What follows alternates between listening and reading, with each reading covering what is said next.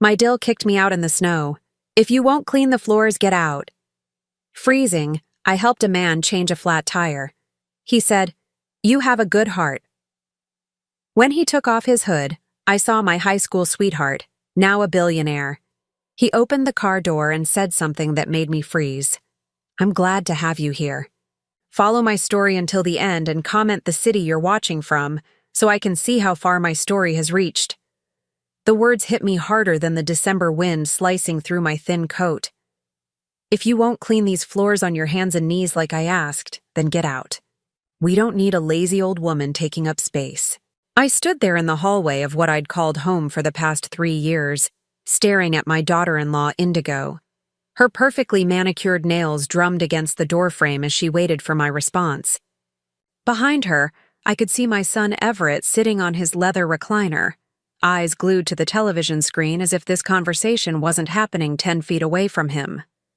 "Indigo, please," I whispered, my voice barely audible over the sound of the evening news. "It's snowing outside.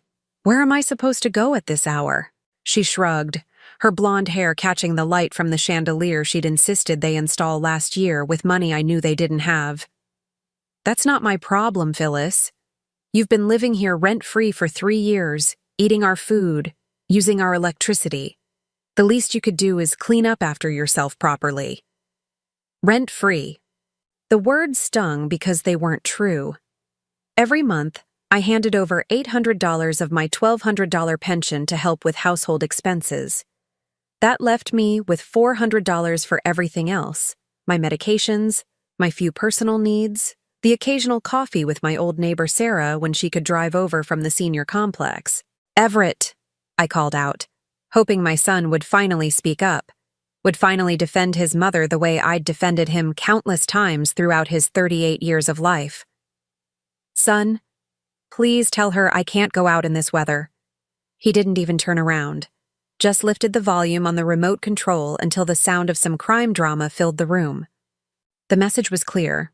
He was choosing his wife's comfort over his mother's safety. I looked down at my feet, still wearing the thin house slippers I'd put on that morning when I woke up in the converted storage room they called my bedroom. No windows, barely enough space for a single bed and a small dresser they'd bought at a garage sale. This was what my life had become at 65 years old. "Fine," I said, my voice steadier than I felt. "I'll go pack my things." "Don't take too long," Indigo called after me as I walked toward my room. "We're expecting company later, and I don't want any drama." Company?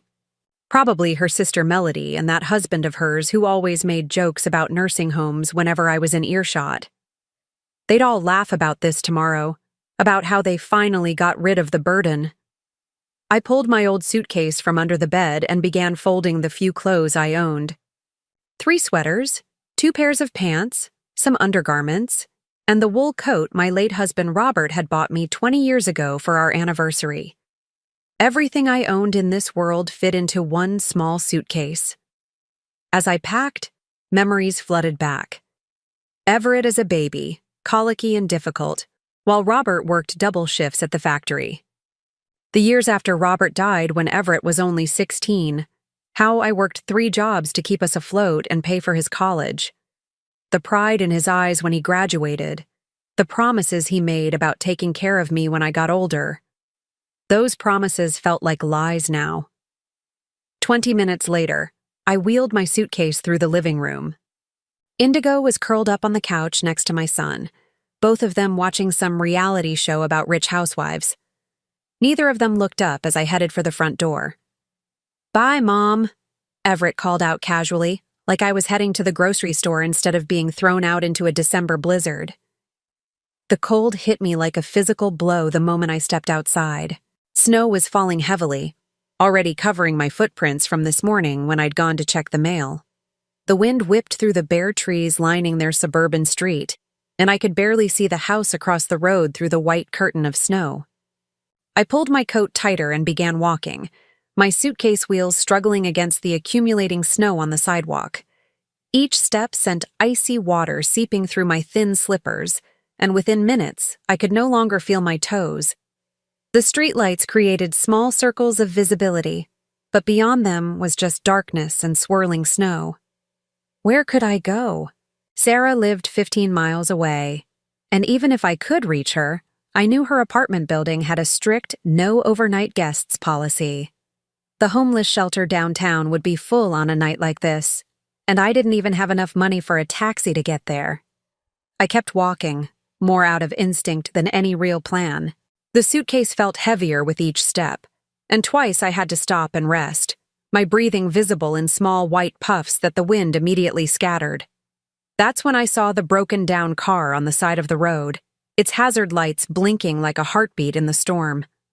A figure in a dark coat was kneeling beside the front tire, struggling with what looked like a car jack in the freezing wind.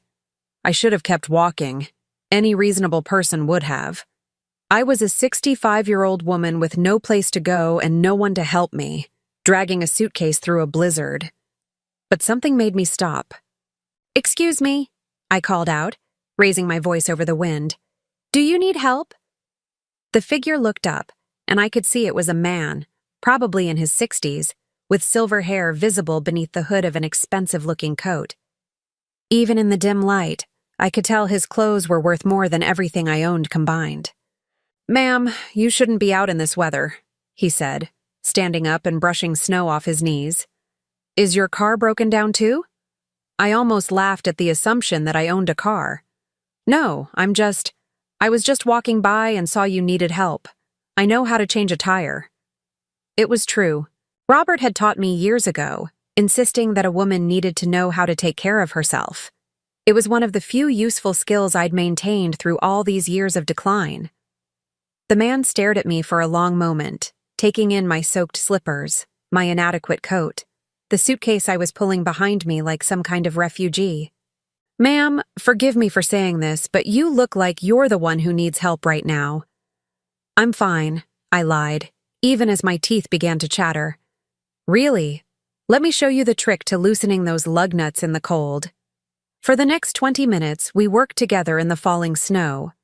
I showed him how to position the jack properly on the icy ground, how to use his body weight effectively on the tire iron.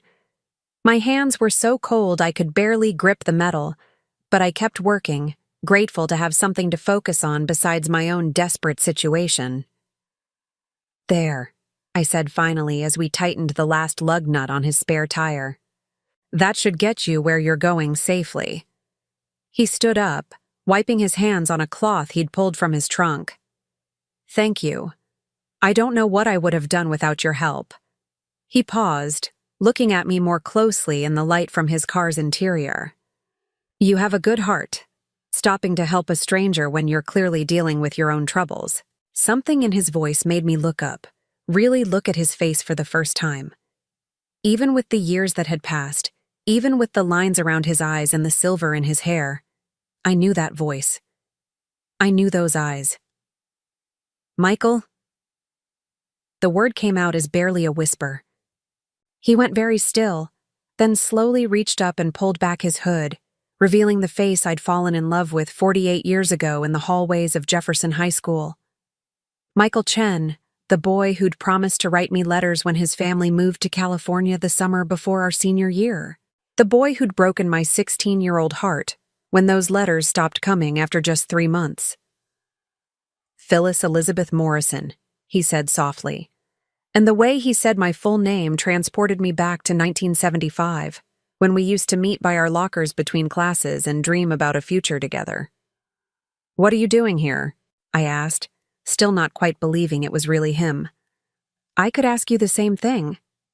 His eyes moved from my face to my suitcase, to my soaked slippers, and I saw understanding dawn in his expression. "Phyllis, what's happened to you?" Before I could answer, he was moving toward his car, opening the passenger door. "Get in, please. We need to get you warm and dry before you catch pneumonia." I hesitated. This was Michael Chen, my first love, but he was also a stranger now.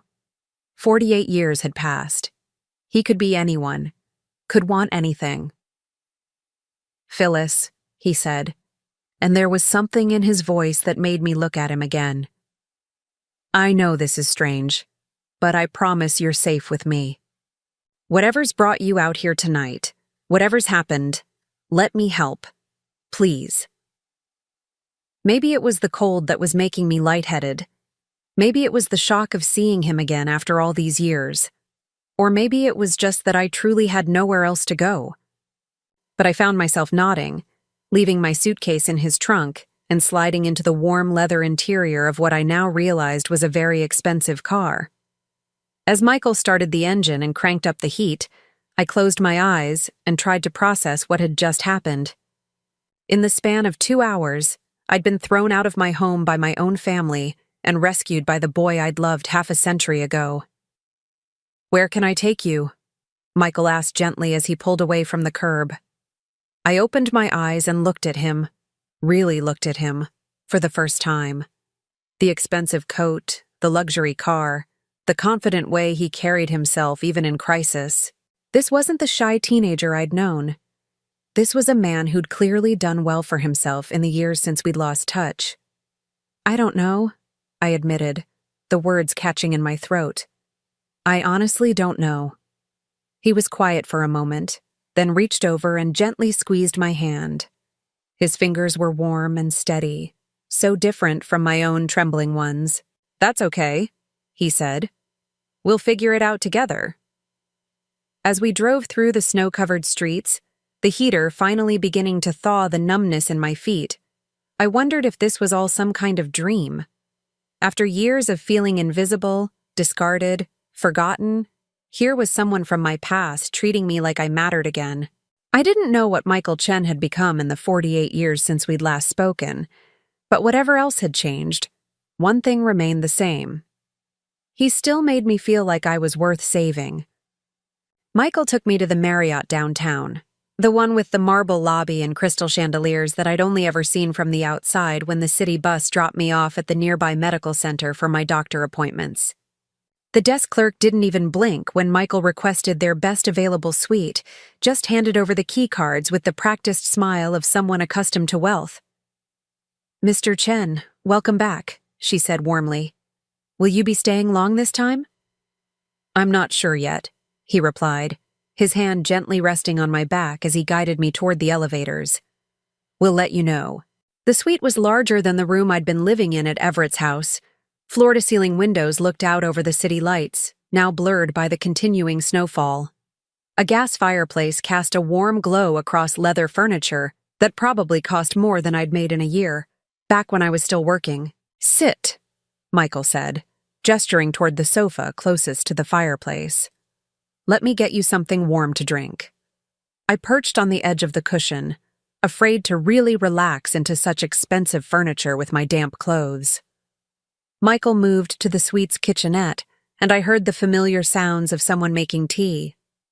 It reminded me of Sunday afternoons at my grandmother's house when I was little, the way she'd fuss over guests until they felt completely welcome. "Here." He handed me a steaming mug and settled into the chair across from me, his eyes never leaving my face. "Now tell me what happened tonight. And don't say nothing. I know you better than that, even after all these years." The warmth of the tea seemed to unlock something inside me. Maybe it was the shock of the evening, or maybe it was seeing Michael again, but suddenly I was talking, telling him everything. About Robert's death 8 years ago, about the struggle to live on my small pension, about Everett's invitation to move in with them that had seemed like salvation at the time. "I thought it would be good for all of us," I said, staring into my tea. "I could help with cooking, cleaning, maybe babysit when they had children. I didn't realize I'd become their live-in servant." Michael's jaw tightened. "They made you pay rent?" $800 a month, almost my entire pension. The words tasted bitter.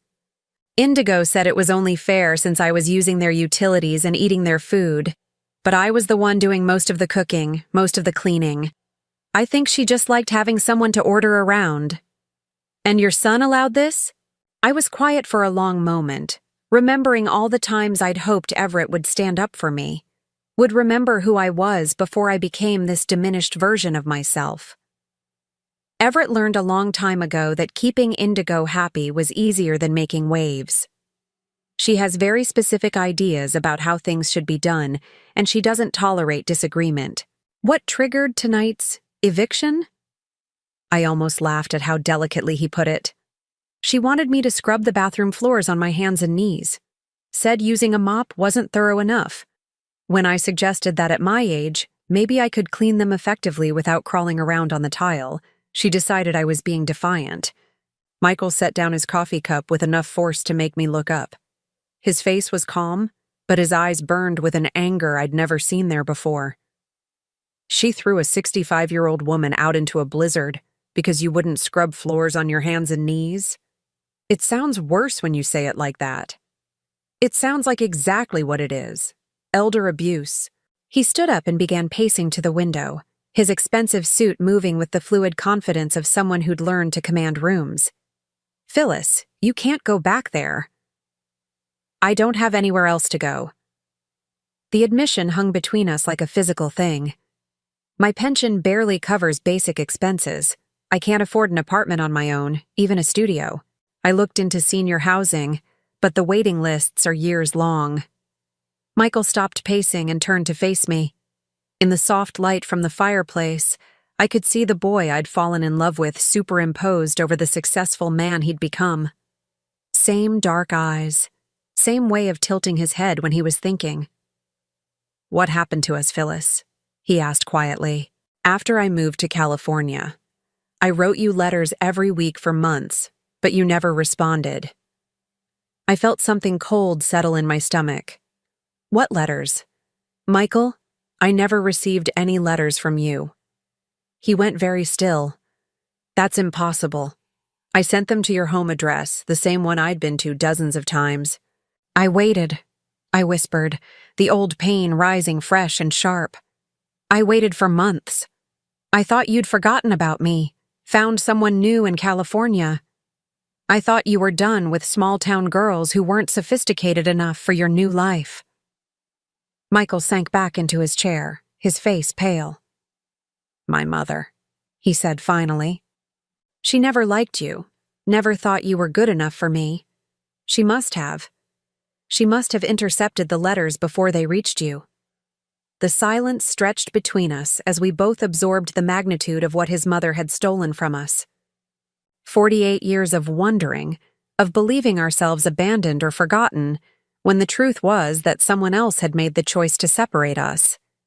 I looked for you, he said eventually. Not right away. I was young and hurt and angry that you'd apparently cut me off completely.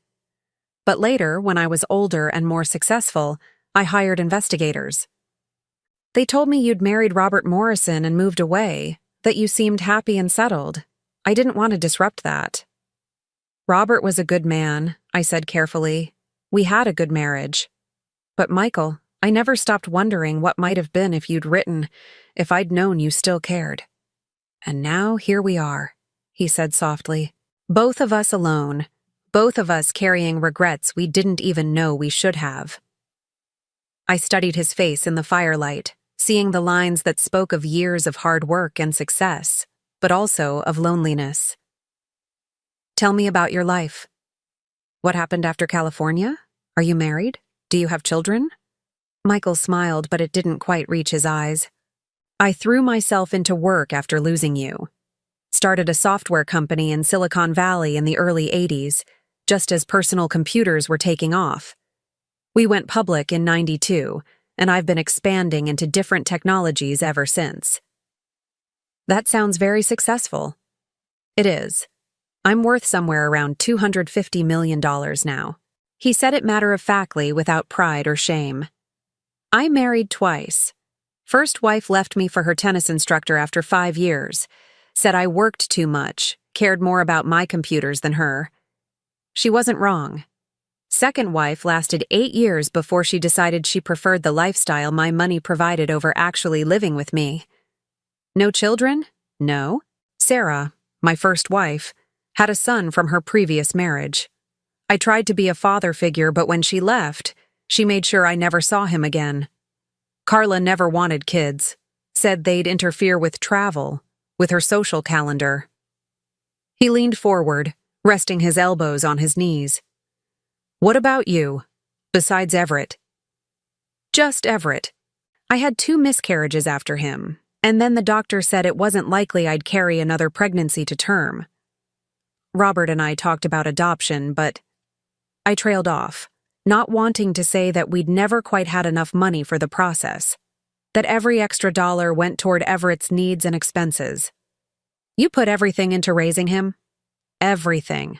I thought about the jobs I'd taken, cleaning offices at night, working retail on weekends, anything to make sure Everett had what he needed.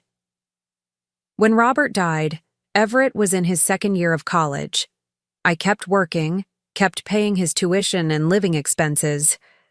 I wanted him to finish, to have opportunities I'd never had. And how did he repay that sacrifice? I was quiet for a long time, staring into the fire. Finally, I looked up at Michael. He married a woman who sees me as competition for his attention and resources, and he chose her comfort over my basic safety. Michael's expression hardened again. He doesn't deserve you. He's my son. That doesn't give him the right to treat you like a burden. Michael moved from his chair to sit beside me on the sofa, close enough that I could smell his cologne. Expensive but not overwhelming, different from the drugstore aftershave Robert used to wear. Phyllis, I want to ask you something, and I need you to really think before you answer. I nodded, suddenly nervous about what he might say. What if you didn't have to worry about money anymore? What if you could live anywhere you wanted, do anything you wanted, without having to depend on people who don't appreciate you? That's not realistic, Michael. I'm 65 years old. I don't have skills that anyone wants to pay for anymore. I don't have savings or investments or... I'm not talking about a job, he interrupted gently. I'm talking about me taking care of you. I'm talking about you letting me give you the life you should have had all along. I stared at him, certain I'd misunderstood. What are you saying? I'm saying I never stopped loving you, Phyllis Elizabeth Morrison. Not in 48 years, and I'm saying that if you'll let me, I'd like to spend whatever time we have left making up for all the years we lost.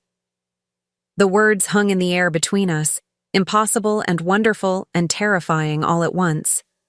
Outside, the snow continued to fall, covering the world in white silence. Inside this warm, luxurious suite, the boy I'd loved was offering me a future I'd never dared to dream of. But there was still the matter of my family, my son who'd thrown me out, but who might still need me. There was still the question of whether 2 people could bridge 48 years of separate living and find their way back to love.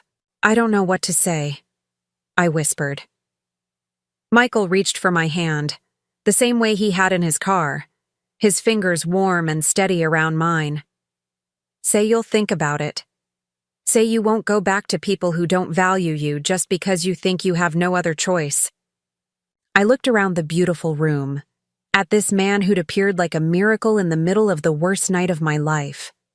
Tomorrow, I'd have to make decisions about my future, about what came next.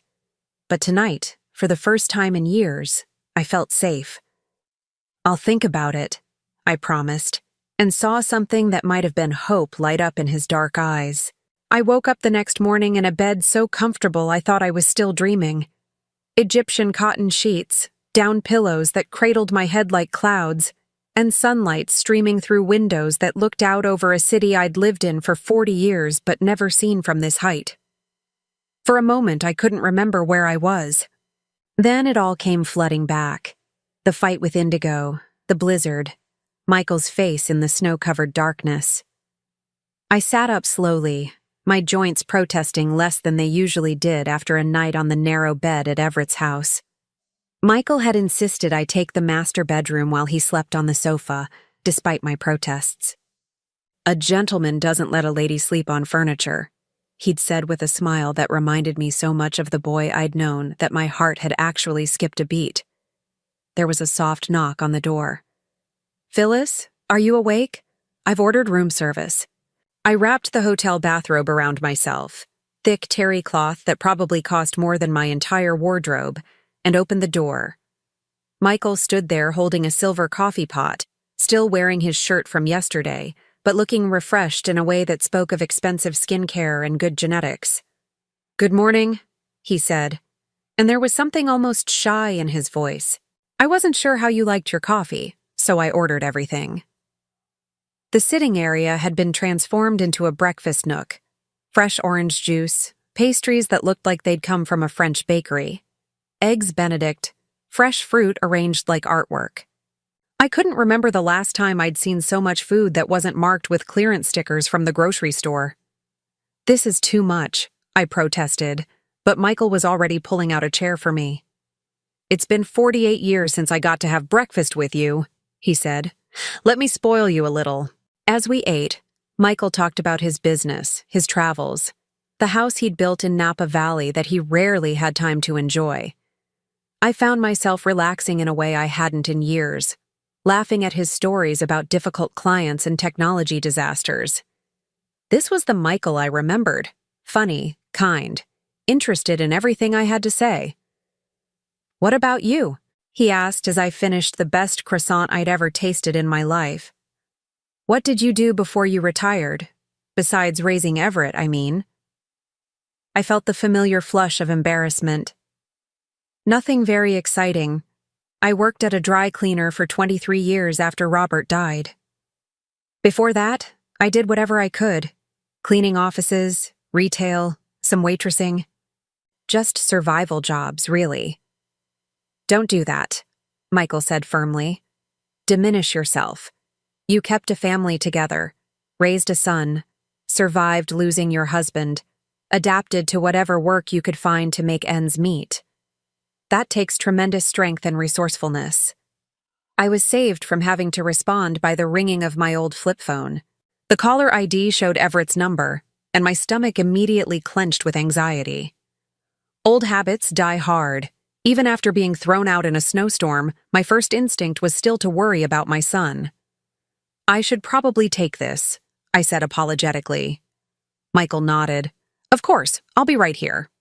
I answered on the fourth ring. "Hello, Everett." "Mom, where the hell are you?" His voice was tight with an emotion I couldn't quite identify. "Indigo's been calling around looking for you all morning. She's worried sick."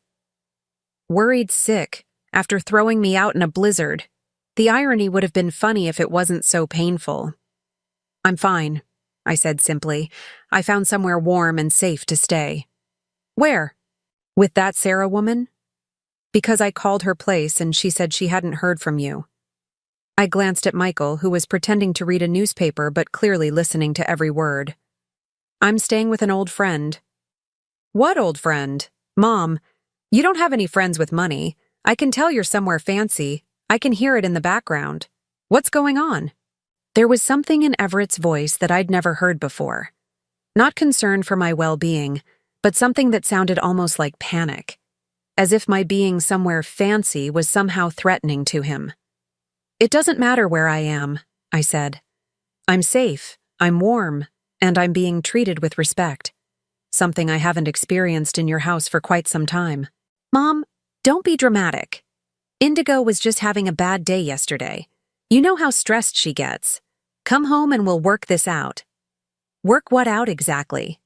"The fact that I pay $800 a month to be treated like hired help. The fact that your wife thinks it's appropriate to demand I scrub floors on my hands and knees? Or the fact that you sat there and watched her throw your mother out into a snowstorm without saying a word?" Silence on the other end. Then, "She said you could come back if you apologized." The words hit me like a physical blow. After everything that had happened, after I'd nearly frozen to death on the streets because of their cruelty, they wanted me to apologize. "Goodbye, Everett," I said quietly, and hung up before he could respond. Michael looked up from his newspaper. "Everything all right?" "They want me to apologize," I said, still staring at my phone.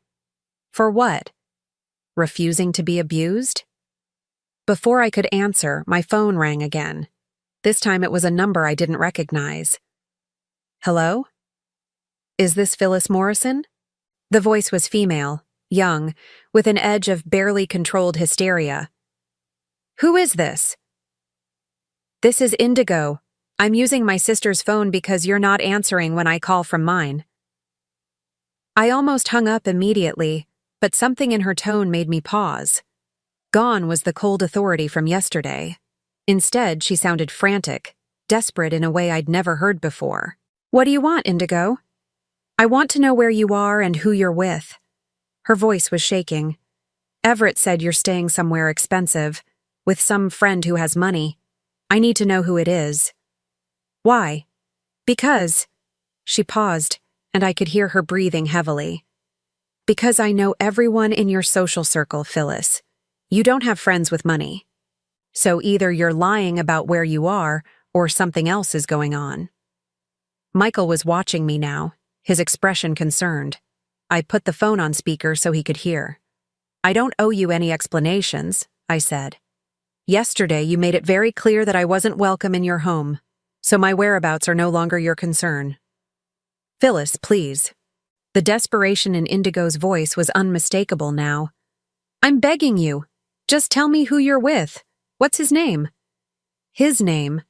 Interesting that she automatically assumed it was a man, and interesting that she was so panicked about it.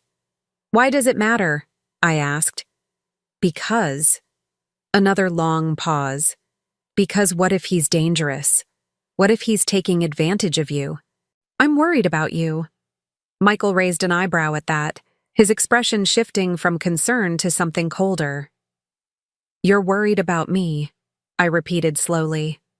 After throwing me out in a blizzard because I wouldn't scrub your bathroom floor.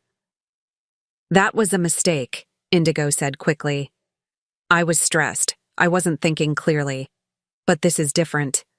This is about your safety. Something clicked in my mind.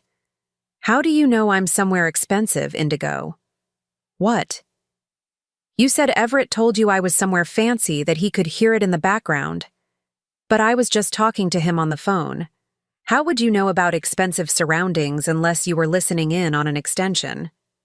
Silence. Then, I was just worried. Or unless you've been doing research, I continued. Unless you've been trying to figure out who I might be with and what that could mean for you. Michael leaned forward, suddenly very interested in the conversation. I don't know what you're implying, Indigo said, but her voice was getting higher, more strained. I'm not implying anything. I'm asking directly. What are you really afraid of? A long pause. Then, in a voice so quiet I almost didn't hear it. What's his name, Phyllis? Please, I just need to know his name. I looked at Michael, who nodded slightly. His name is Michael Chen, I said clearly. The sound that came through the phone was like air being sucked out of a room. Complete dead silence for so long that I thought the call had been disconnected. Indigo, are you there? When she spoke again, her voice was barely a whisper. Michael Chen. The Michael Chen who owns Chen Technologies? Now it was my turn to be surprised. I looked at Michael with raised eyebrows. You know who he is? I asked. Oh, God, Indigo breathed. Oh, my God. Phyllis, where are you right now? What hotel? What hotel, Phyllis? Please. I looked at Michael again, confused by the sudden shift in Indigo's entire demeanor. He was frowning now, clearly trying to piece together why my daughter-in-law would know who he was. The Marriott downtown, I said finally. Don't go anywhere, Indigo said, her voice now urgent in a completely different way than before. Don't sign anything. Don't agree to anything. I'm coming down there right now. Indigo, what's wrong? How do you know Michael? I don't know him personally, she said, speaking so fast the words tumbled over each other. But Everett works for Henderson Construction, and they've been trying to get a contract with Chen Technologies for 2 years. It would be the biggest deal in the company's history. Phyllis, do you understand what this means? I felt something cold settle in my stomach as the pieces began falling into place. What does it mean? It means you're sitting next to a man who could change our entire life with one phone call. It means you have power now, real power, and I was. Oh God, what have I done? The desperation in her voice was complete now, all pretense of authority or control gone. She'd gone from treating me like a burden to realizing I might be the key to everything she'd ever wanted. "I'll be there in 20 minutes, she said. "Don't do anything until I get there, please, Phyllis, I'm begging you." The line went dead. I set the phone down and looked at Michael, whose expression had gone completely unreadable. "Henderson Construction," he said quietly. "Your son works for Henderson Construction." "You know them?" Michael's smile was cold, nothing like the warm expressions I'd been seeing all morning. "Oh, I know them very well. They've been sending proposals to my company for months, calling my assistants, showing up at my office building trying to get meetings. Very persistent people." "Everett mentioned some big contract they were hoping for," I said slowly. "He's been working overtime, staying late, bringing work home. Indigo kept talking about how this deal could change everything for them financially. And now she realizes that the woman she threw out in the snow is personally acquainted with the man who controls that contract." Michael leaned back in his chair, and for the first time since I'd met him again, he looked every inch the powerful businessman he'd become. How interesting. The irony of the situation was starting to sink in. For 3 years, I'd lived in their house feeling like a burden, like someone they tolerated out of obligation. And all this time, I'd been one chance encounter away from having something they desperately wanted. "What are you going to do?" I asked. Michael was quiet for a long moment, staring out the window at the city below. When he looked back at me, his expression was thoughtful. "That depends," he said finally. "What do you want me to do?" For the first time in years, someone was asking what I wanted, instead of telling me what I should accept. The power dynamic that had defined my life since Robert's death was shifting, and I wasn't sure how to handle it. 20 minutes later, we heard frantic knocking on the suite door. "That'll be them," I said quietly. Michael stood up, straightening his shirt. "Ready?" I thought about yesterday, about scrubbing floors, about walking through the snow with nowhere to go, about feeling invisible and disposable. Then I looked at Michael, at the luxury surrounding us, at the future he was offering. "Ready," I said, and meant it. When Michael opened the door, Indigo practically fell into the room. She'd clearly thrown on whatever clothes were closest: jeans, a wrinkled sweater, hair pulled back in a messy ponytail. Behind her stood Everett, looking confused and uncomfortable. "Mr. Chen," Indigo said breathlessly, extending her hand. "It's such an honor to meet you. I'm Indigo Morrison, and this is my husband Everett. We're so grateful you helped Phyllis last night." Michael shook her hand politely but didn't smile. "Mrs. Morrison, Mr. Morrison." Everett stepped forward, clearly still trying to understand why his mother was having breakfast with one of the most successful businessmen in the state. "Mom, we need to talk. This whole thing has gotten out of hand." "Has it?" I asked, remaining seated at the breakfast table. "Which part? The part where your wife threw me out in a snowstorm, or the part where you let her do it?" Indigo shot her husband a look that could have cut glass, then turned back to Michael with the kind of desperate charm she usually reserved for people she needed favors from. "Mr. Chen, I hope you understand that this was all a terrible misunderstanding. We love Phyllis dearly, and we've been worried sick about her." "Worried enough to call the police when she went missing?" Michael asked mildly. Another silence. We knew she was resourceful," Everett said weakly. Michael nodded slowly, as if this explained everything. "I see. So resourceful that you felt comfortable letting a 65-year-old woman wander around in a blizzard rather than, say, apologizing for your wife's behavior and asking her to stay." "Now wait just a minute," Everett said, some of his usual defensiveness returning. "You don't know the whole story. My mother can be. Difficult sometimes, set in her ways." I felt something snap inside me. Difficult?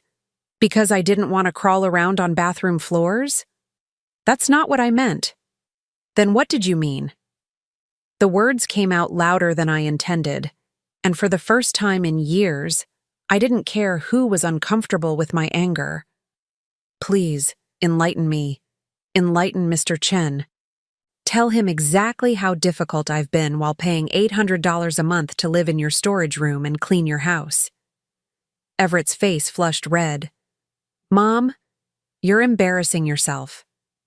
No, Michael said quietly, but his voice carried the unmistakable authority of someone accustomed to being heard. I think you're embarrassing yourself. And your wife. The room fell silent except for the sound of Indigo's rapid breathing. I could practically see her mind racing, trying to figure out how to salvage a situation that was spiraling completely out of her control. Mr. Chen, she said finally, her voice artificially sweet. Perhaps we could discuss this privately. I'd hate for family dynamics to interfere with business relationships. Michael's smile was razor-sharp. Business relationships, Mrs. Morrison? I wasn't aware we had one. Well, no, not yet, but Henderson Construction has been hoping— Yes, Michael interrupted. I know exactly what Henderson Construction has been hoping. The question is, what makes you think I care about their hopes now? The weight of his words settled over the room like a heavy blanket. Indigo's face went white as she realized that her treatment of me hadn't just cost her a free housekeeper and babysitter. It had potentially cost them their financial future, and I was just beginning to understand the true power of my position. The silence that followed Michael's words was deafening. I watched as Indigo's face cycled through a range of emotions: confusion, hope, desperation, and finally, dawning horror as she began to understand that her cruelty hadn't just burned a bridge with me, but potentially destroyed their entire future. Mr. Chen, she said carefully, as if speaking to a wild animal that might bolt at any sudden movement. I know we got off to a bad start, but surely we can work past this. Family disagreements happen. They don't have to affect business. Michael walked over to the window, his hands clasped behind his back as he looked out over the city. When he spoke, his voice was conversational, almost casual. You know, Mrs. Morrison, I've been in business for over 30 years. I've seen every type of person you can imagine: the brilliant, the ruthless, the desperate, the entitled. But there's one type I refuse to do business with under any circumstances. He turned around, and the expression on his face made Everett shift uncomfortably. I don't work with people who abuse those who can't defend themselves. Indigo's mouth opened and closed like a fish gasping for air. It wasn't abuse. It was just a family argument that got heated. You threw a 65-year-old woman out of her home during a blizzard, Michael said, his voice cutting through her protests like a blade, because she wouldn't scrub your bathroom floor on her hands and knees. You took $800 a month from her pension and gave her a storage room to sleep in while treating her like unpaid domestic help. What would you call that? She's being overly dramatic, Everett said, finally finding his voice. My mother has always had a flair for making herself the victim in any situation. The words hit me like a slap, but before I could respond, Michael stepped forward. I'd never seen anyone's demeanor change so completely, so quickly. The gentleman who'd held my hand and ordered me breakfast was gone, replaced by someone who radiated the kind of power that had built a $250 million empire. Mr. Morrison, he said, his voice deadly quiet. I suggest you choose your next words very carefully. Something in Michael's tone must have penetrated Everett's self-righteousness, because he actually took a step backward, but he wasn't smart enough to stay quiet. Look, I don't know what sob story my mother told you, but there are two sides to every story. She's lived with us rent-free for 3 years. $800 a month, I said quietly. I paid $800 a month. That barely covered utilities, Everett. The single word from Michael was enough to make my son's mouth snap shut. I'm going to tell you something, and I want you to listen very carefully. Yesterday morning, I finalized the purchase of Henderson Construction. The color drained from both Indigo's and Everett's faces simultaneously. "What?" Indigo whispered. "I bought the company," Michael said matter-of-factly. 73% controlling interest. The previous owners were having financial difficulties. Apparently, they'd overextended themselves trying to land contracts they weren't quite qualified for. I thought it might be a good addition to my portfolio. Everett sank into one of the suite's expensive chairs as if his legs had given out. You own Henderson Construction?" "As of 9 a.m. yesterday morning, yes. Which makes me your boss. Both of your bosses, actually." Michael's smile was cold. "Interesting how these things work out, isn't it?" Indigo made a sound somewhere between a sob and a gasp. "We didn't know. We had no idea you knew Phyllis. If we had known—" "You would have treated her differently?" Michael asked. "You would have shown basic human decency only if you'd known there might be consequences." "That's not what I meant." "Then what did you mean?" I asked, standing up for the first time since they'd arrived. "Because it sounds exactly like what you meant. You're only sorry because it turns out I know someone with power over your lives." Indigo turned to me, tears streaming down her face, all pretense of authority completely gone. "Phyllis, please. I made a mistake.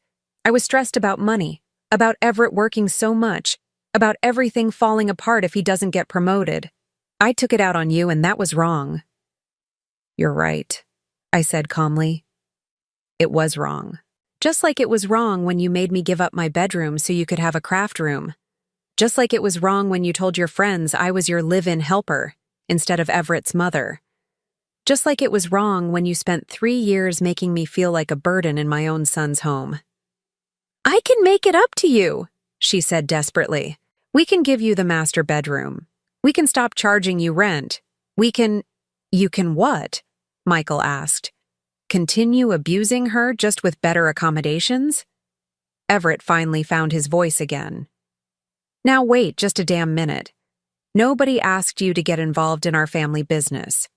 Your mother was dying of hypothermia on the side of a road," Michael said, his voice rising for the first time, "because you and your wife threw her out into a blizzard. How is that not my business when I'm the one who found her?" "She could have called someone." "Who?" Michael demanded. "Who should she have called? What network of friends and family should a woman have been able to rely on when her own son abandoned her in a snowstorm?" Everett's mouth opened, but no sound came out. For the first time, he seemed to be grappling with the reality of what they'd done. Not just to me, but to themselves. "Mr. Chen?" Indigo said, her voice breaking. "Please don't let this affect Everett's job. He's worked so hard. He's been with Henderson for 8 years. This is between you and me, not him." "Is it?" Michael asked. "Because from where I'm standing, Mr. Morrison was sitting right there when you threw his mother out into a blizzard. He had plenty of opportunities to object, to defend her, to show even basic human decency. Instead, he turned up the volume on his television." I watched my son's face as Michael spoke, saw the moment when the full implications of his inaction finally hit him. For 38 years, I'd made excuses for Everett, told myself he was just young, just selfish in the way all children can be, just influenced by his wife. But he wasn't a child anymore. He was a grown man who'd watched his mother be abused and chosen his own comfort over her safety. "Mom?" Everett said, his voice small in a way I hadn't heard since he was little. "I'm sorry. I should have stood up for you." "Yes," I said simply. "You should have. Can you forgive me?" I looked at my son, really looked at him, for what felt like the first time in years. I saw Robert's nose, my own stubborn chin, the little boy who used to crawl into my bed during thunderstorms. But I also saw the man who'd let his wife treat me like a servant, who'd sat silent while I was thrown out into a deadly storm, who'd just called me dramatic for describing my own abuse. "I don't know," I said honestly. "I don't know if I can." Everett's face crumpled. "What do you want me to do? How can I make this right?" Michael spoke before I could answer. You can start by understanding that your actions have consequences. As of Monday morning, you're both being transferred to the janitorial division. What? Indigo shrieked. You can't do that. Everett is a project manager. He has a college degree. Had, Michael corrected. He had a position as a project manager. Now he has a position emptying trash cans and mopping floors, effective immediately. This is insane, Everett said, standing up so quickly his chair nearly tipped over. You can't destroy our lives because of a family argument. I'm not destroying anything, Michael said calmly. I'm simply demonstrating that actions have consequences. You both seem to have trouble with that concept. We'll sue, Indigo said wildly. This is wrongful termination, workplace retaliation. For what? Michael asked. I'm not firing you. I'm reassigning you to positions better suited to your character. Surely people who think it's appropriate to demand an elderly woman scrub floors on her knees shouldn't object to doing some floor scrubbing themselves. The brutal logic of it hit them both like a physical blow. They'd set the terms: manual labor as punishment, cleaning as humiliation. Now they were going to live by those same terms. How long? Everett asked quietly. That depends, Michael said, looking at me. Phyllis, what do you think would be appropriate? The question surprised me. For 3 years, no one had asked my opinion about anything that mattered. Now I was being asked to determine my son's fate. I think, I said slowly, that depends entirely on whether they're genuinely sorry or just sorry they got caught. We're sorry, Indigo said quickly. We're genuinely sorry. Are you? I asked. Are you sorry for treating me badly, or are you sorry that treating me badly turned out to be expensive? Neither of them answered, which was answer enough. Michael nodded as if this confirmed something he'd already suspected. I think 6 months of janitorial work might give you both some perspective on the value of treating people with dignity, regardless of their circumstances. 6 months? Everett's voice cracked. We can't survive 6 months on janitor wages. The mortgage? The car payments? Then perhaps you'll gain some appreciation for what your mother managed on $1,200 a month while paying you $800 of it, Michael said without sympathy. I watched as the full weight of their situation settled over them. Everett had never been without financial security, had never faced the kind of struggles I'd dealt with for years. Indigo had built her entire identity around being married to a successful man, around the status and security that came with middle-class respectability. What do you want from us? Indigo asked, her voice hollow. It was the first time either of them had asked what I wanted instead of telling me what I should accept. The question hung in the air between us, heavy with possibility and pain. I want to matter, I said finally. I want to be treated like a person instead of a burden. I want respect for the sacrifices I made and the love I gave. I want you to understand that throwing someone away doesn't make them worthless. It just makes you cruel. Can you teach us how to do that? Everett asked, and for the first time since he'd arrived, I heard something real in his voice. Not manipulation or desperation, but genuine regret. I looked at my son, at his wife, at the mess they'd made of their lives in a single evening of cruelty. Then I looked at Michael, who was watching me with the same patient attention he'd shown 48 years ago when I was trying to solve a difficult math problem. I don't know, I said honestly, but maybe we can find out. Michael stepped closer to me, his hand finding mine with the same gentle certainty he'd shown in the car last night. Whatever you decide, you don't have to face it alone anymore.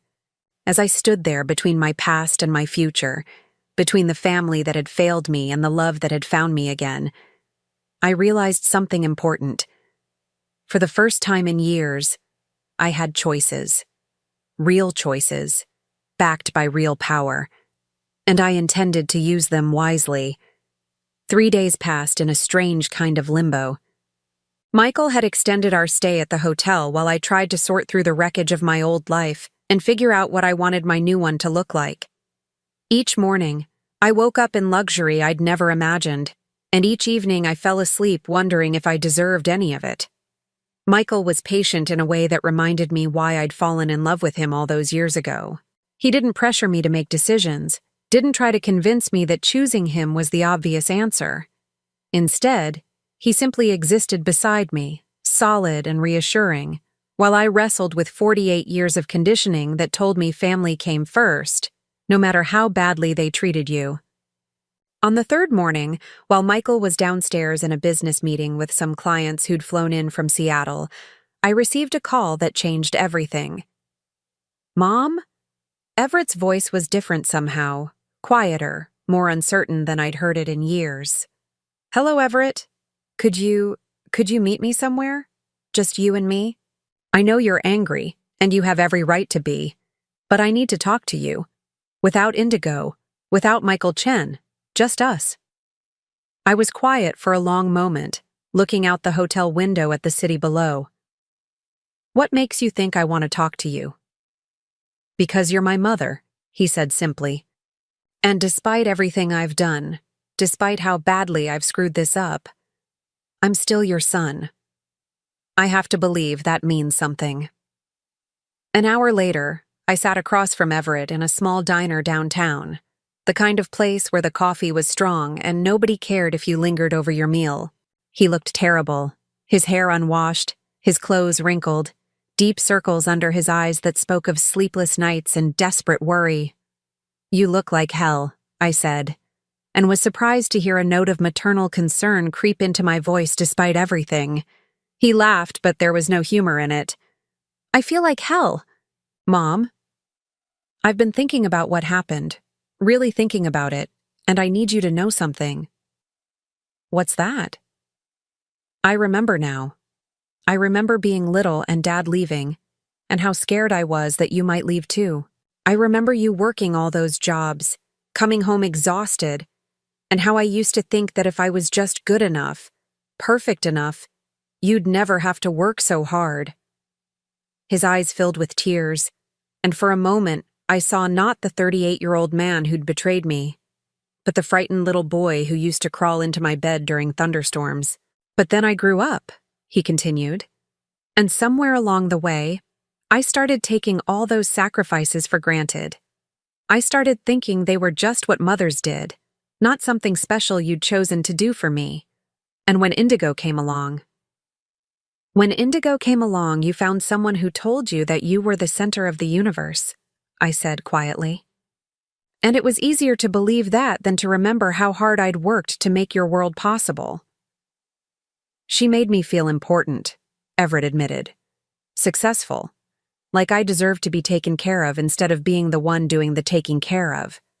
And gradually, she convinced me that you were clingy, demanding, that you expected too much from us." "What did I expect, Everett? What was too much?" He was quiet for a long time, stirring sugar into coffee he wasn't drinking. "Respect," he said finally.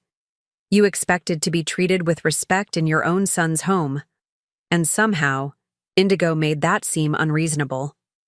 I felt something inside my chest begin to loosen, just slightly. Not forgiveness, not yet, but recognition.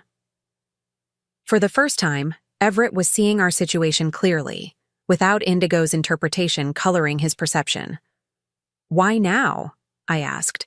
"Why are you able to see this now?" "Because I spent the last 3 days mopping floors," he said with bitter laugh. "And every time I got down on my hands and knees to scrub something, I thought about you, about how Indigo demanded you do the same thing, and how I sat there and let it happen. I thought about what it must have felt like to be 65 years old and treated like a servant in your own son's home." "How did it feel?" I asked. "The floor scrubbing?" "Humiliating. Demoralizing. Like I was being punished for something I couldn't quite name." He looked up at me, his eyes red-rimmed with exhaustion and shame. "Is that how we made you feel every day?" "Most days," I said honestly. "God, Mom, I'm so sorry. I'm so incredibly sorry." The apology hung between us, raw and real in a way that felt different from his desperate pleading in Michael's hotel suite. This wasn't about getting me to come back or trying to fix his financial problems. This was about genuine recognition of harm done and pain caused. "What about Indigo?" I asked. "How is she handling her new position?" Everett's expression darkened. "She's not.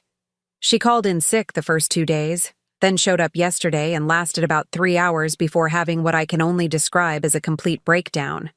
Started screaming at the supervisor, demanding to speak to Michael Chen directly, threatening to sue everyone from the janitor to the CEO. Did she speak to Michael? No. Security escorted her out of the building. She's been fired, Mom. Completely fired. And she's—" He paused, struggling with something. "She's blaming you for everything. Says you manipulated the situation, that you planned this somehow. She's talking about taking legal action against you for intentionally sabotaging her life." I felt a cold anger settle in my chest. Even now, even after everything that had happened, Indigo couldn't accept responsibility for her own actions. "And you?" I asked. "Do you believe that?" "No," Everett said firmly. "No, I don't. I think you were just trying to survive in our house, and we made that as difficult as possible. I think when someone finally treated you with kindness, you responded to that kindness. There was no manipulation, no planning, just basic human need for dignity." We sat in silence for a while, both of us processing the magnitude of what had been broken and what might possibly be repaired.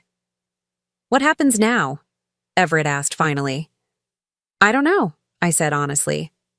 "Michael has asked me to move in with him. He wants to take care of me, to give me a life I never imagined possible. And I'm seriously considering saying yes." "You should," Everett said, surprising me. "Mom, you should absolutely say yes.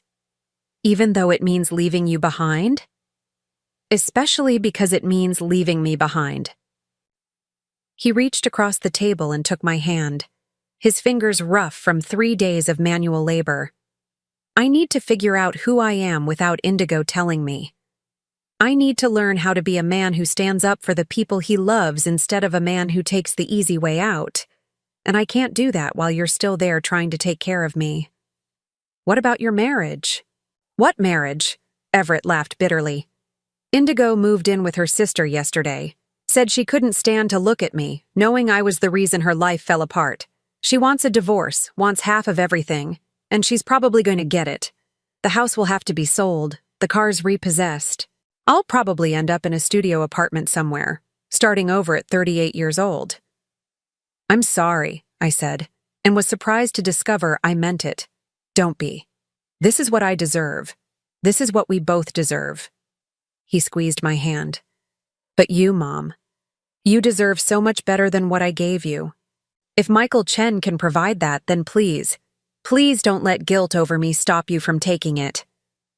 I studied my son's face, looking for signs of manipulation or hidden agenda, but found only exhaustion and genuine remorse. "There's something I need to know," I said. "If Michael wasn't involved, if there were no consequences for how you'd treated me, would you still be sorry?" Everett was quiet for a long time, really thinking about the question. "I want to say yes," he said finally. "I want to believe I would have eventually seen how wrong we were, but honestly, I don't know. I might have just kept making excuses, kept believing Indigo's version of events. It might have taken something this dramatic to wake me up. At least you're being honest. I'm trying to be. For the first time in years, I'm trying to be completely honest about who I am and what I've done." He paused. "The question is, can you ever forgive me? Not today, not next week, but someday?" I looked at my son, really looked at him, and tried to separate the man sitting across from me from the little boy I'd raised. He'd hurt me deeply, betrayed every sacrifice I'd made, chosen comfort over loyalty. But he was also genuinely remorseful. genuinely committed to change, genuinely willing to face consequences without trying to shift blame. I don't know, I said finally, but I'm willing to find out. Relief flooded Everett's face. That's more than I deserve. Maybe, but it's what I'm offering. We talked for another hour about his childhood, about the mistakes we'd both made, about the possibility of rebuilding something real between us someday. When I finally stood to leave, Everett stood too, hesitating for a moment before pulling me into a hug. I love you, Mom, he whispered against my hair. I know I haven't shown it, but I do love you. I love you too, I said, and felt some of the ice around my heart begin to thaw. But love isn't enough anymore, Everett. There has to be respect. There has to be consideration.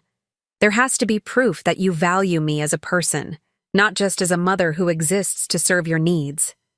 I understand. And I'll spend however long it takes proving that I can be the son you deserved all along. When I returned to the hotel, Michael was waiting for me in the suite sitting area, reading a book and sipping tea. He looked up when I entered, his eyes searching my face for clues about how the meeting had gone. How was it? He asked gently. Hard, necessary, maybe hopeful. I sat down beside him on the sofa, suddenly exhausted by the emotional weight of the day. He's genuinely sorry, Michael. Not just sorry for the consequences, but sorry for the pain he caused. And how do you feel about that? Confused? Relieved? Still hurt, but maybe not as hopeless as I was before.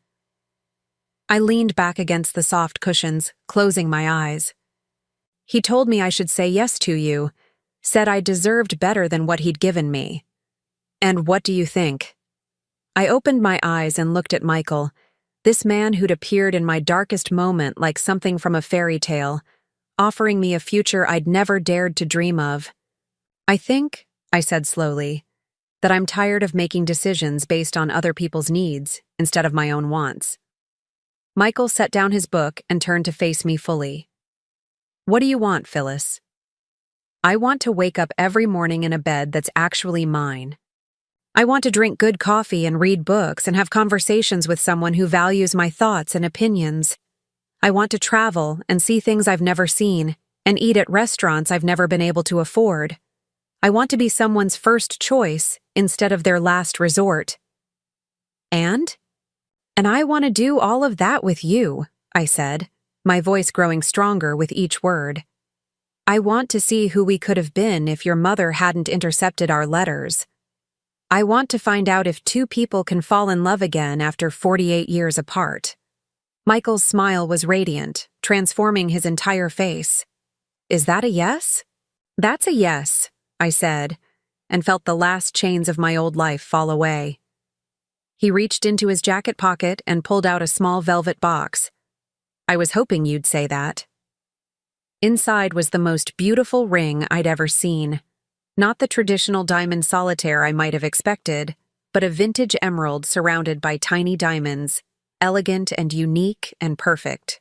It was my grandmother's, Michael said as he slipped it onto my finger. She wore it for 63 years, through good times and bad, through war and peace, through poverty and prosperity. I want you to wear it for whatever time we have left, whether that's 3 years or 30. I stared at the ring, at the way it caught the light, at the way it looked on my hand like it belonged there. What about Everett? I asked. What about the possibility of reconciliation? What about it? Michael asked gently. Phyllis, choosing to build a life with me doesn't mean you can never speak to your son again. It just means you're not going to sacrifice your happiness for his comfort anymore. If he wants a relationship with you, he can earn it on your terms, not his. The wisdom of his words settled over me like a warm blanket. I didn't have to choose between love and family. I could choose love and insist that family prove themselves worthy of it. So what happens now? I asked. Now, Michael said, we go home. We start the life we should have started 48 years ago. And we don't waste another single day on regret. As he kissed me for the first time since we were 17 years old, I realized something important. Sometimes the most radical act isn't forgiveness or revenge. Sometimes it's simply choosing yourself. Choosing your own happiness, your own worth, your own future. And for the first time in my adult life, that's exactly what I was doing. 6 months later, I stood in the kitchen of Michael's house in Napa Valley, watching the sunrise paint the vineyard gold through windows that stretched from floor to ceiling. The kitchen was larger than the entire apartment I'd shared with Robert in our early married years, but somehow it felt intimate rather than overwhelming. Maybe because Michael had filled it with touches that made it ours. My grandmother's recipe box on the counter, photos from our recent trip to Italy on the refrigerator, herbs growing in small pots along the windowsill that I tended each morning. I was making pancakes, a skill I'd perfected during those lean years when Everett was young, and fancy breakfasts were the one luxury I could afford to give him. The irony wasn't lost on me that now, when I could afford to have a chef prepare anything I wanted, I was choosing to cook for the simple pleasure of it. "Something smells incredible," Michael said as he entered the kitchen, his hair still damp from his morning shower. Even at 66, he moved with the energy of a much younger man, though I'd learned to recognize the small signs of contentment that had softened his edges since we'd been together. The way he hummed unconsciously while reading. The way he reached for my hand without thinking whenever we walked together. "Blueberry pancakes," I said, flipping the last one with perhaps more flourish than necessary. "I found fresh berries at the farmer's market yesterday." "The same farmer's market where you spent 45 minutes discussing soil composition with that young organic grower?" Michael asked with amusement, wrapping his arms around my waist from behind. "His technique was fascinating," I protested, leaning back against his chest. "I never had the opportunity to learn about gardening when I was younger. Too busy working, too tired when I got home." "And now?" "Now I have time to be curious about everything I missed." I turned in his arms, struck again by how natural this felt. How right. "Speaking of which, the community college called yesterday. My application for their photography class was accepted." "That's wonderful." Michael's smile was proud in a way that still made my heart flutter. "When do you start?" "Next Tuesday, 3 days a week for 8 weeks. The instructor said we'll be working with both digital and film cameras, learning about composition and lighting and developing our own style." "You sound nervous." I was nervous. At 65, I was returning to school for the first time since my high school graduation. But it was a good kind of nervous, the kind that came from anticipation rather than fear. "A little. It's been a long time since I was a student." "You'll be brilliant," Michael said with the confidence of someone who'd watched me master everything from his complicated coffee machine to the art of wine tasting in the months since I'd moved in. "You have an eye for beauty. You just need to learn the technical skills to capture what you see." As we sat down to breakfast, Michael's phone buzzed with a text. He glanced at it, then at me, his expression carefully neutral. "Everett?" I asked. Michael nodded. "He wants to know if you're free for lunch today. Says he has something important to tell you." I'd been having monthly lunches with my son since I'd moved to California. They were still careful affairs, both of us learning how to navigate this new dynamic where I wasn't responsible for managing his emotions and he wasn't entitled to my unconditional support. But they'd been getting easier, more genuine, as Everett slowly proved he was serious about changing. "What do you think he wants to talk about?" I asked. "I suspect it has to do with the papers his lawyer filed yesterday."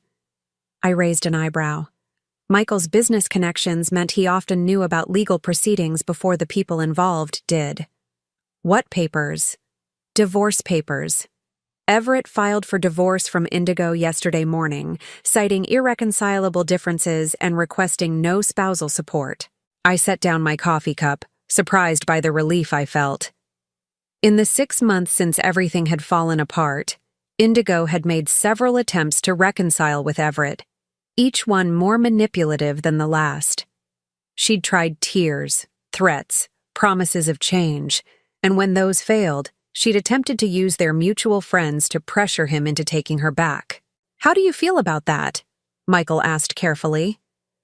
Relieved, I said honestly. As long as he was still married to her, there was always the possibility that she'd convince him to go back to old patterns. This feels like finality. It is finality.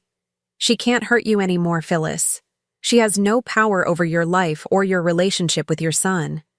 An hour later, I sat across from Everett in the same diner where we'd had our first honest conversation 6 months ago. He looked different, thinner but healthier somehow.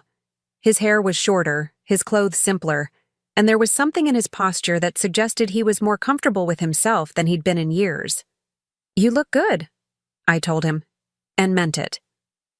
"I feel good. Different, but good."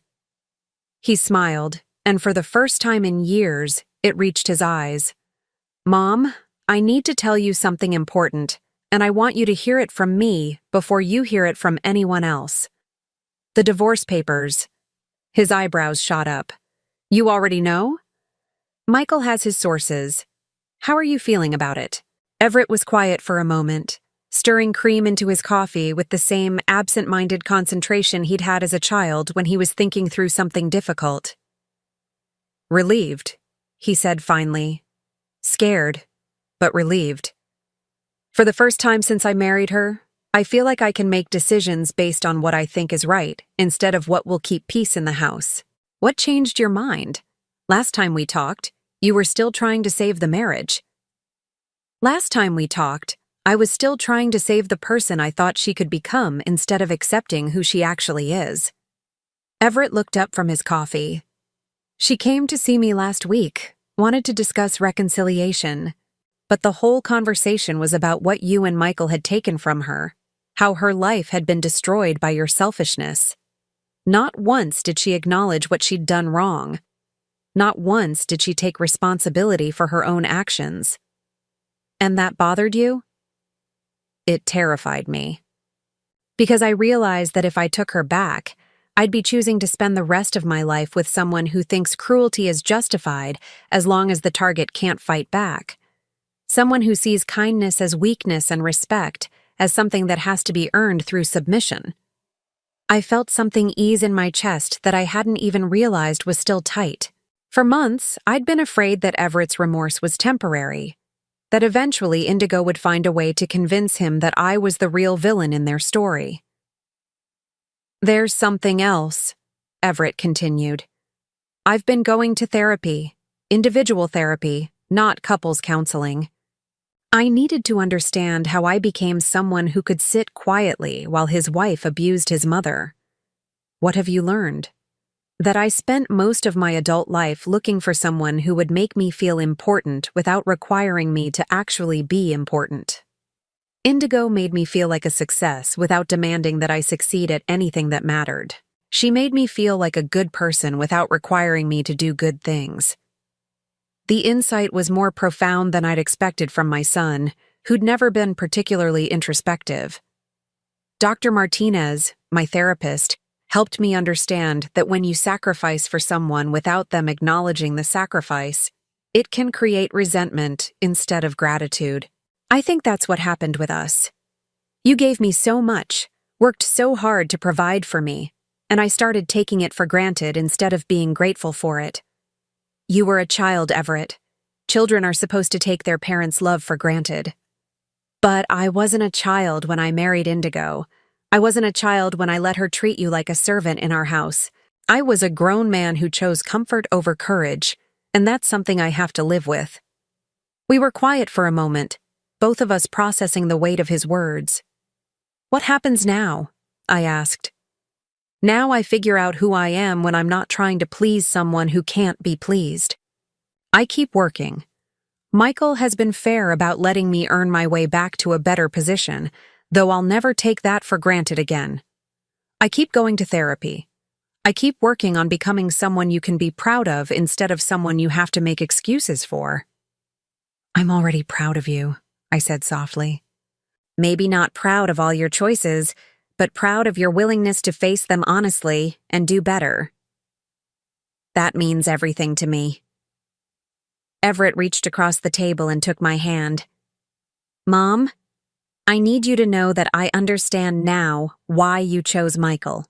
I understand that you deserve happiness and security and love that doesn't come with conditions attached. I'm not asking you to choose between him and me. Good, because I wouldn't. He laughed. I figured that out when I saw how you looked at each other in that hotel room. I haven't seen you smile like that since before Dad died. Michael makes me happy in a way I'd forgotten was possible. Then I'm happy for you.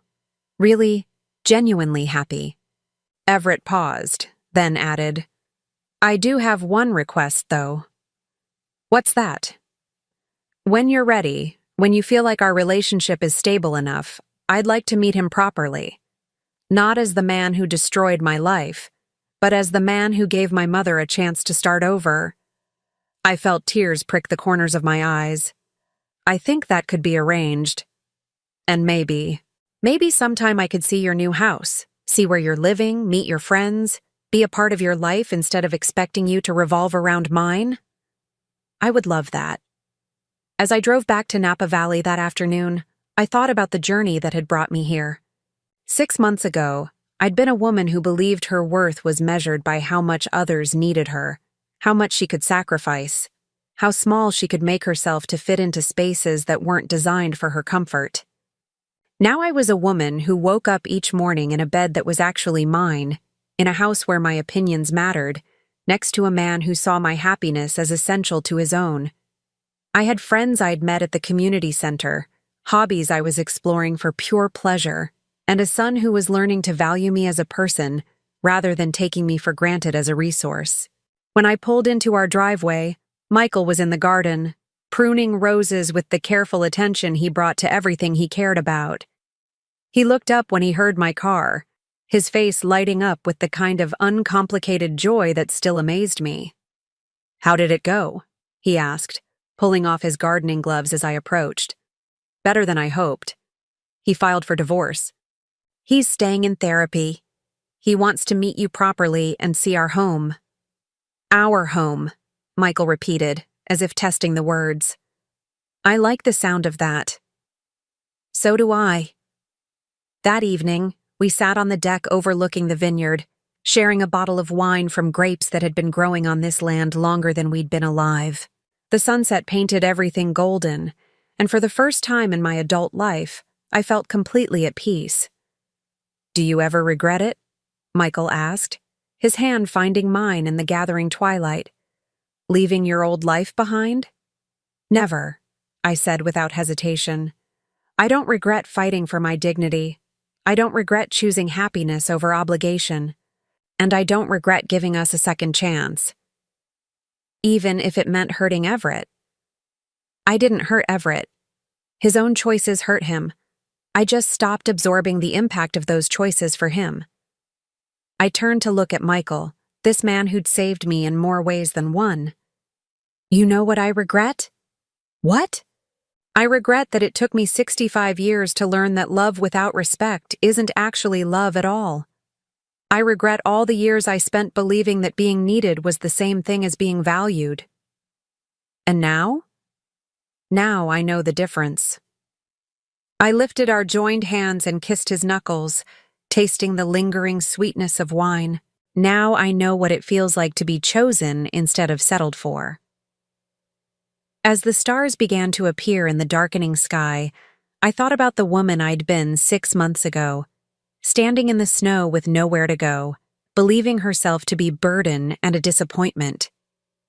That woman could never have imagined this life, this love, this profound sense of belonging. But she'd had something this woman needed to remember.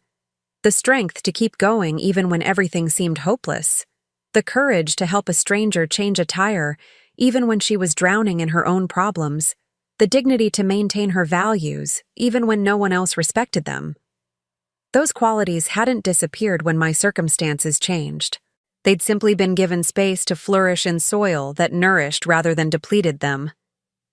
Thank you, I said to Michael as we prepared to go inside. For what? For seeing me, for valuing me, for proving that it's never too late to start over.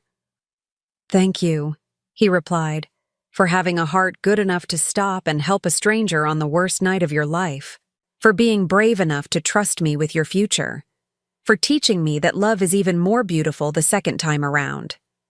As we walked into our house together, I realized that some stories don't end with dramatic confrontations or perfect reconciliations. Sometimes they end with quiet contentment, with the simple joy of being known and cherished, with the profound satisfaction of a life rebuilt on your own terms. Sometimes the greatest victory isn't defeating your enemies. It's walking away from battles that were never yours to fight in the first place. Sometimes the most powerful choice isn't forgiveness or revenge. It's simply choosing yourself. And sometimes, if you're very lucky, choosing yourself leads you back to a love you thought was lost forever, and forward to a future more beautiful than any you dared to imagine. Now I'm curious about you who listened to my story. What would you do if you were in my place? Have you ever been through something similar? Comment below, and meanwhile, I'm leaving on the final screen 2 other stories that are channel favorites, and they will definitely surprise you. Thank you for watching until here.